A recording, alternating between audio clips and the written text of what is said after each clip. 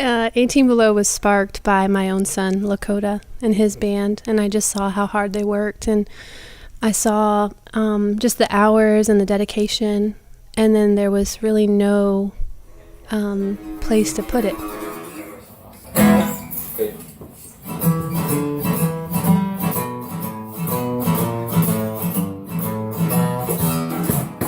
And so I investigated camps and opportunities, and there really wasn't a space for them to just play shows. And so I created it.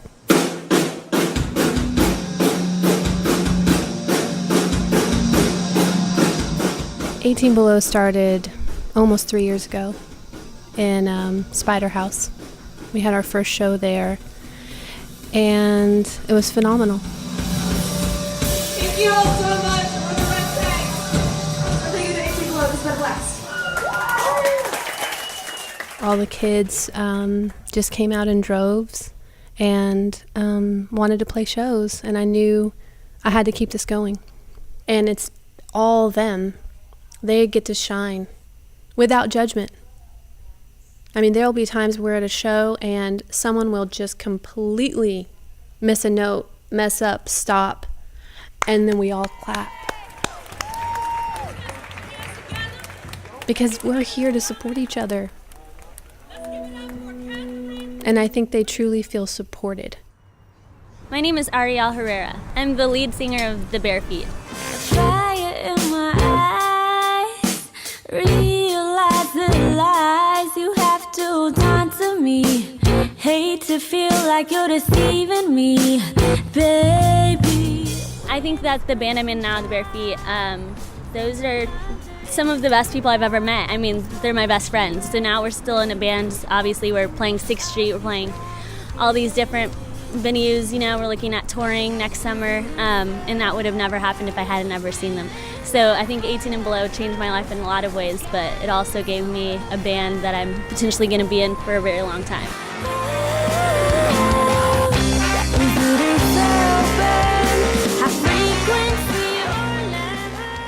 It's a hustle.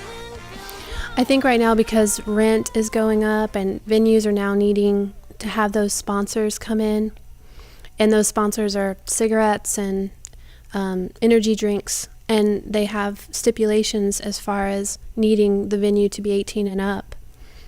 I'd love for these venues to see the value of supporting these underage musicians. These teenagers really don't want to play Sunday afternoon shows. They want to play, early shows on a Friday or Saturday so all their friends can come out. For all that this place is, this beautiful city that's growing and changing, if you don't have money for a rock camp, if you don't have money for a music mentor, or if you don't have a father or mother who's already semi-famous, you really don't have anything. And I want 18 Below to be for everyone, no matter who you are, how much money you have. I want it to be for everyone. Finally, I think I'm fine with being who it is that I'll become.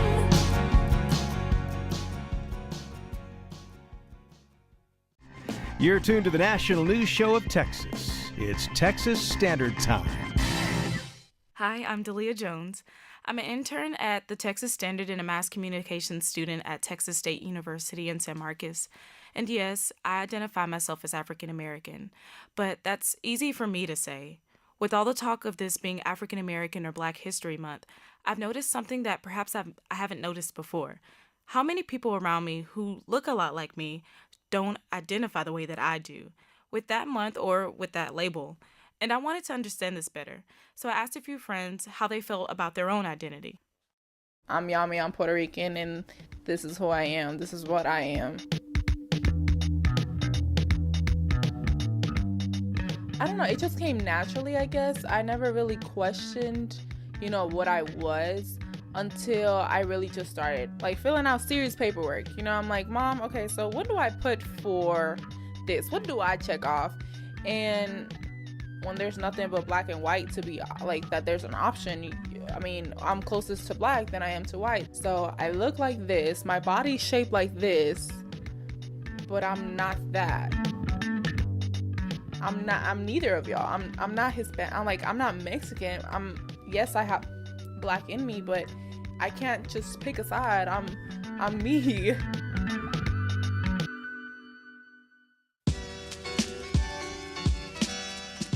My name is Marcelo Paixão. I'm a Brazilian. I think it's not easy because it's a question of self-perception, but in part it's a perception of the society. I believe that this kind of intercultural dialogue is not a cultural debate. It is in part a political debate, it's in part a social debate.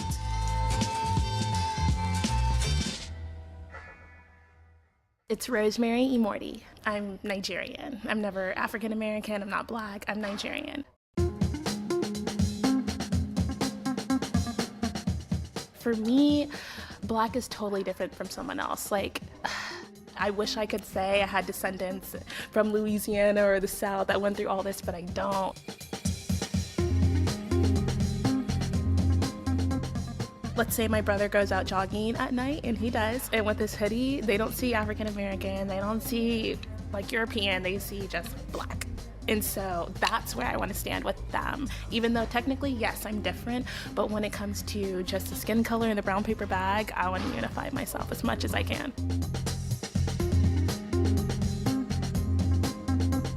As much as I love learning about Black history and their culture, I wish people knew more about mine.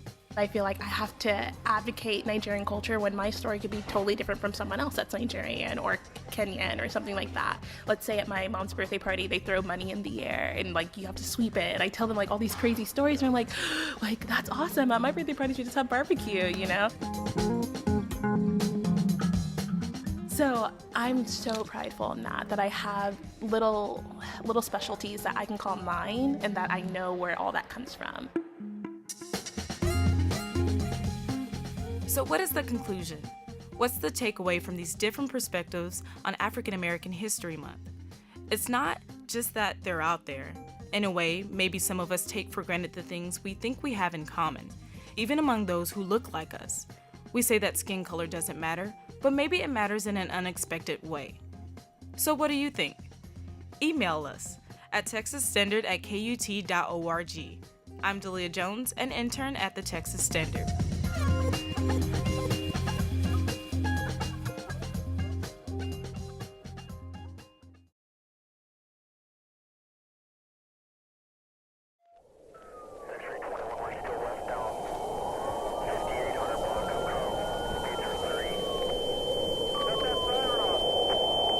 Meth only takes one time.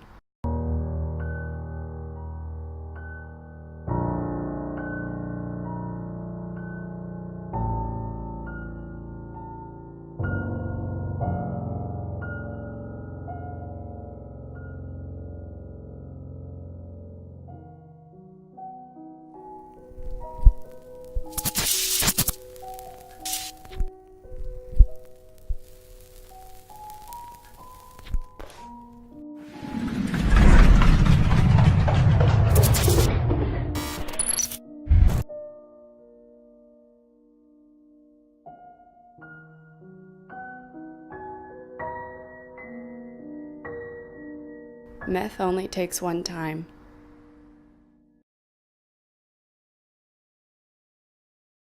In San Marcos, police are reminding citizens not to leave their valuables in their cars. We'll tell you why when Bobcat Update returns. Marcos has added a few attractions to the downtown area. They may appeal to art enthusiasts. Ariana Johnson has more in this Bobcat Update. NASA astronaut Scott Kelly is finally back on Earth after spending almost a year in space. Kelly and 2 Russian cosmonauts landed last night after completing a 340-day mission on the International Space Station. Kelly spent more time in space than any American astronaut in history. He will be flown to Houston and go through a series of physicals and scientific tests. Texas State students and San Marcos residents might be glad to know that part of Purgatory Creek Natural Area will be reopened. The entire natural area was closed following the floods in October. The main parking lot in Purgatory Creek remains closed, so visitors are not able to use the lot of Wonder World Drive and Hunter Road. However, parking is available off Craddock Road. Only Upper Purgatory has reopened. There's no word yet on when visitors will be able to hike the lower. As the university continues to grow, this leads to a higher possibility of crime on campus. But university officials say that they have protocols in place to keep students and faculty safe. Acts of violence occur on college campuses, so there's good reason for students and faculty to be aware of the possibility. Procedures have been developed to deal with threatening situations when they arise. Timely notices are essential. Texas State falls under the Clery Act, which requires colleges and universities that receive federal funding to notify students, faculty, and staff about crime on campus. University police will send out an immediate text alert through the RAVE system, which everyone is encouraged to opt into. Texas State works closely with the San Marcos Police Department to maintain safety on and off campus, and the university's police department decides when alerts should be sent. They are specifically trained to evaluate and categorize these types of incidents, and I take my lead from them. They have my cell phone. I've been woken at 2 a.m. Multiple times, so we need to get a timely warning out. Blaschke says that there are many resources that students can use to ensure a safe experience. One resource that the campus is trying to get into all classrooms are electronic signs that flash emergency messages when necessary. Blaschke says certain rules are in place for the greater good. Students may view some of these rules as an inconvenience, perhaps, but they are in place for the betterment and the well-being of people. Texas State student Xavier Harris says the campus seems well equipped for handling emergencies. Along with experience and qualifications, you really can't ask much more than that of a police department. Some students, like Chelsea Moran, says she feels safe, but only during the day. It's a different story when she walks on campus at night. When it comes to night classes and stuff like that, like some classes get out around like 9:20, 9:30, and most of the time it's dark and you're not always traveling with a group at that time. There are resources like Bobcat Bobby's emergency alert poles and the university police that can be used when a student feels threatened. For more information, visit the Texas State Emergency Management website. For Bobcat Update, I'm DaLyah Jones.